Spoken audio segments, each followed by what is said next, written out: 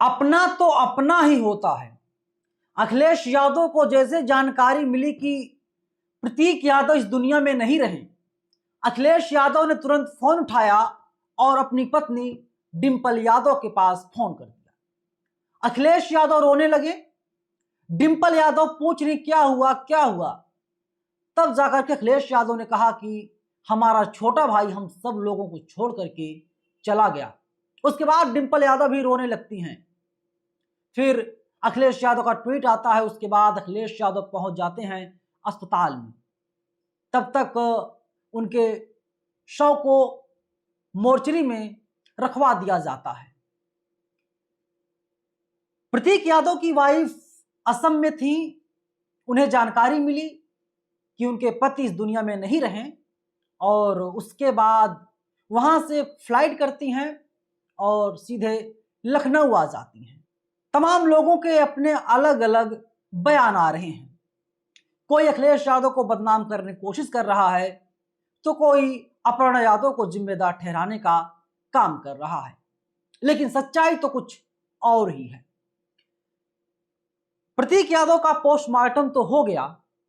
प्रतीक यादव हम लोगों के बीच नहीं है, लेकिन प्रतीक यादव की जो पोस्टमार्टम रिपोर्ट सामने आई है वास्तव में वो बहुत चौंका देने वाली है। केजीएमयू में उनका पोस्टमार्टम किया गया।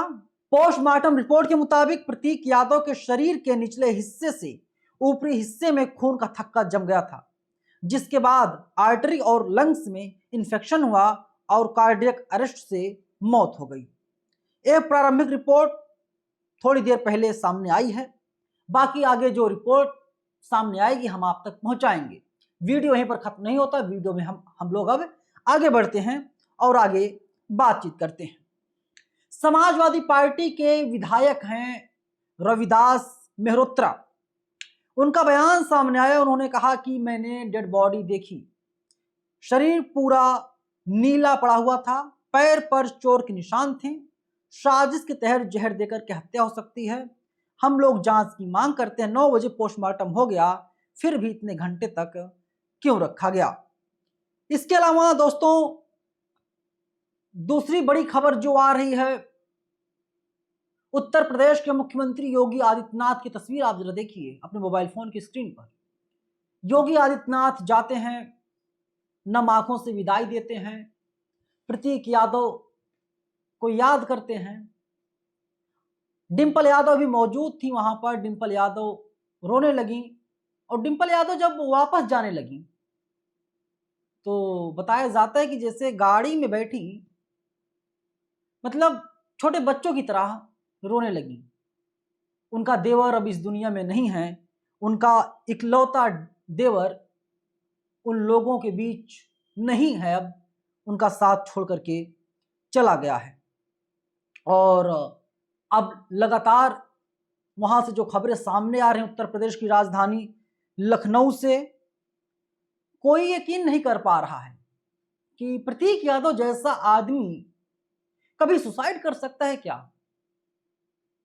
प्रतीक यादव के पास जितना धन दौलत, जितनी संपत्ति शायद हर कोई नहीं जुटा पाएगा।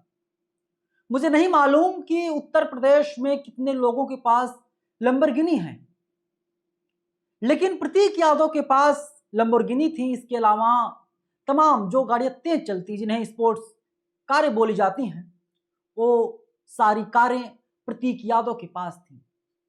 बिजनेस में कितना भी नुकसान हो जाए, लेकिन जिस प्रकार से जो ऐशो आराम की जिंदगी प्रतीक यादव जी रहे थे, शायद कोई जी पाए नहीं जी पाएगा। मुझे नहीं लगता आम इंसान के हाथ में है। पोस्टमार्टम रिपोर्ट जो सामने आई है उसकी कॉपी आपकी स्क्रीन पर है, आप साफ तौर पर देख पा रहे हैं। लेकिन अब कहा यह जा रहा दोस्तों कि क्या इस मामले में उच्च स्तरीय जांच होगी। शरीर नीला पड़ चुका था, जहर दिया गया था, ऐसा दावा किया गया। जहर किसने दिया? अपनों ने दिया क्या? अलग अलग मीडिया रिपोर्ट्स में अलग अलग दावे किए जा रहे हैं। कुछ लोगों का दावा यह है कि प्रतीक यादव के शरीर पर चोट के निशान थे, पंकज झा कहते हैं कि प्रतीक यादव की पोस्टमार्टम रिपोर्ट में शरीर पर 6 चोट के निशान का इशारा है।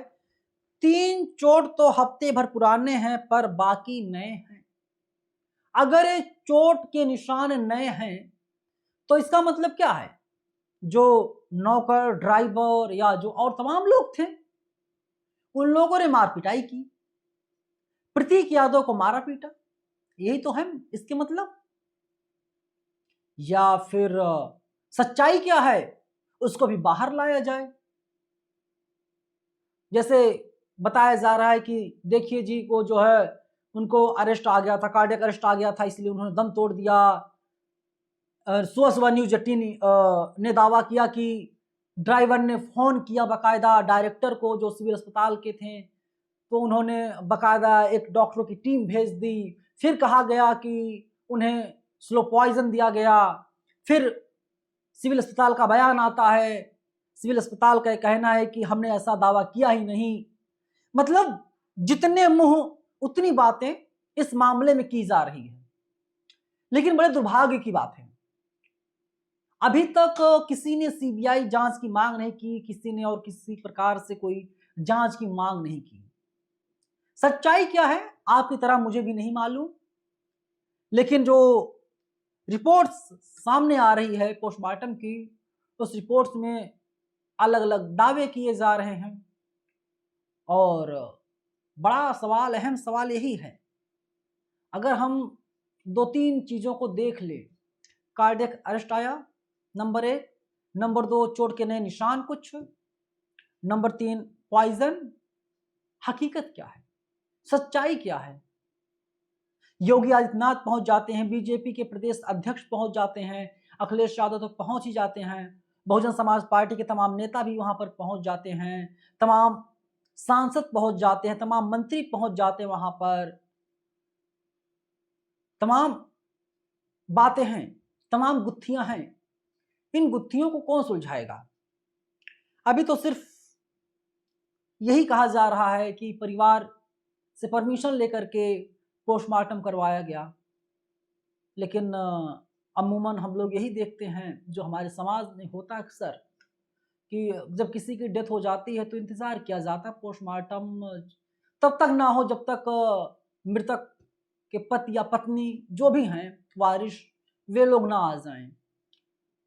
अपर्णा यादव फ्लाइट में जब थी तभी उनके हस्बैंड का पोस्टमार्टम हो रहा था। मुझे नहीं मालूम कि आप लोगों ने वो फोटोज देखे हैं कि नहीं देखे, उन लोगों ने देखा कि नहीं देखा जिनका पोस्टमार्टम हो जाता है। पोस्टमार्टम होने के बाद शरीर में क्या कुछ डाला जाता है आप लोगों को शायद मालूम होगा। चेहरा देखते नहीं बनता है पोस्टमार्टम होने के बाद, क्योंकि सर को खोल दिया जाता है, जो मेन ऑर्गन्स होते हैं उसे निकाल लिया जाता है, फिर सिल दिया जाता है, और दावा ये भी किया जाता है कि रुई भर दिया जाता है, क्योंकि अब तो बॉडी डेड है, ख़त्म है, कोई मतलब नहीं है। और संवेदना के लिए उसका दाह संस्कार किया जाएगा, या तो दफनाया जाएगा या फिर उसको जला दिया जाएगा। एक पत्नी मतलब कैसे, मतलब ये परमिशन दे सकती है कि ठीक है पोस्टमार्टम करा दो, और 12 घंटे के भीतर ही सब कुछ हो जाता है, दाह संस्कार भी हो जाता है, मृत्यु भी हो जाती है, पोस्टमार्टम भी हो जाता है। अमूमन ऐसा देखा नहीं जाता, लेकिन सब कुछ संभव है भाई, बड़े लोग हैं, बड़ी पार्टी है, कुछ भी हो सकता है। लेकिन हम गरीबों के यहाँ ऐसा तो नहीं होता है। खैर, आप लोगों को क्या लगता है? अपनी राय आप लोग कमेंट बॉक्स में हमें ज़रूर बताइएगा।